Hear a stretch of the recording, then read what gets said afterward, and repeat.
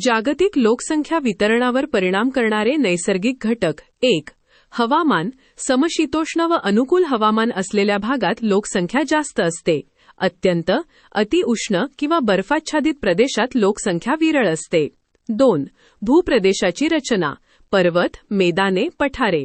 सपाट मैदानी प्रदेशात लोकसंख्या घन असते. पर्वतीय व उंच प्रदेशात राहणे व वाहतूक करणे असक्षम असल्याने लोकसंख्या कमी असते. 3. जलस्रोतांची उपलब्धता. नद्या, तलाव, विहिरी व भूजल उपलब्ध असलेल्या भागात लोकसंख्या अधिक आढळते. पाण्याचा अभाव असलेल्या भागात लोकसंख्या कमी असते. 4. मातीची सुपीकता. सुपीक माती शेतीसाठी उपयुक्त असते. अशा भागात अन्न उत्पादन जास्त होते व लोकसंख्या जास्त असते.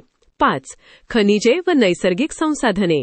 खनिजे, जंगल, तेल, वायू, लोखंड, कोळसा यांसारखी नैसर्गिक संसाधने जिथे असतात तिथे उद्योगधंदे विकसित होतात आणि रोजगाराच्या संधी निर्माण होतात. त्यामुळे लोकसंख्या वाढते. खनिजे, तेल व वायू, जंगल, कोळसा वरील नैसर्गिक घटक लोकसंख्येचे वितरण ठरवण्यात महत्त्वाची भूमिका बजावतात. जागतिक लोकसंख्या वितरणावर परिणाम करणारे आर्थिक घटक. 1. शेतीचा विकास. सुपीक जमीन व पाण्याची उपलब्धता असल्यामुळे भागात शेतीचा विकास होतो. अन्नधान्याची उपलब्धता वाढल्यामुळे लोकसंख्या जास्त प्रमाणात त्या भागात स्थायिक होते. 2. उद्योगधंद्यांचा विकास. उद्योगधंदे असलेल्या भागात मोठ्या प्रमाणात लोकांना काम मिळते. त्यामुळे लोकसंख्या त्या भागात केंद्रित होते. 3. व्यापार व वाणिज्य. व्यापार व वाणिज्याच्या केंद्रांमध्ये आर्थिक देवाणघेवाण मोठ्या प्रमाणात होते. बाजारपेठ व व्यापारी शहरांमध्ये लोकसंख्या अधिक असते. 4. वाहतूक व दळणवळणाच्या सुविधा.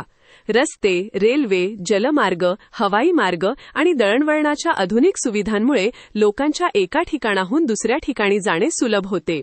अशा भागांचा विकास झाल्याने येथे लोकसंख्या वाढते. 5. रोजगाराच्या संधी. ज्या भागात रोजगाराच्या विविध संधी उपलब्ध असतात तेथे लोक आपले वास्तव्य करतात.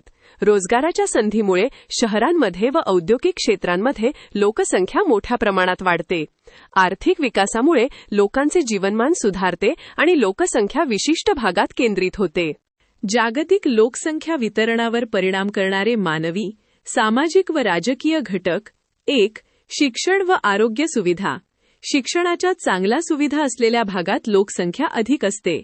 चांगल्या आरोग्य सुविधांमुळे लोकांचे आयुष्यमान वाढते व लोकसंख्या वाढीस चालना मिळते. 2. राजकीय स्थैर्य व चांगले प्रशासन. राजकीय स्थैर्य व चांगले प्रशासन असलेल्या देशांमध्ये लोकांचा विश्वास वाढतो. विकास कामे, सुविधा व संधी उपलब्ध झाल्यानं लोकसंख्या त्या भागात स्थिरावते. 3. शांतता व सुरक्षा. शांतता, सुरक्षा व कायदा सुव्यवस्था चांगली असलेल्या भागात लोक निर्धास्तपणे राहतात. दहशतवाद, युद्ध किंवा गुन्हेगारी असलेल्या लोकसंख्या अधिक असते. 4. सांस्कृतिक व धार्मिक महत्त्व. धार्मिक स्थळे, तीर्थक्षेत्रे व सांस्कृतिकदृष्ट्या महत्त्वाच्या ठिकाणी लोक मोठ्या प्रमाणावर आकर्षित होतात. यात्रा, उत्सव व परंपरा यांमुळे त्या भागाला लोकसंख्या जात असते. 5. स्थलांतर, मायग्रेशन व शासकीय धोरणे.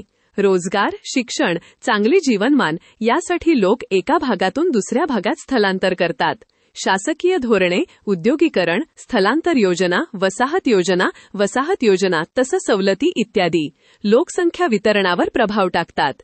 मानवी, सामाजिक व राजकीय घटकांचा लोकांच्या राहणीमान, संधी व सुरक्षिततेवर थेट प्रभाव पडतो आणि त्यामध्ये जगातील लोकसंख्येचे वितरण ठरते.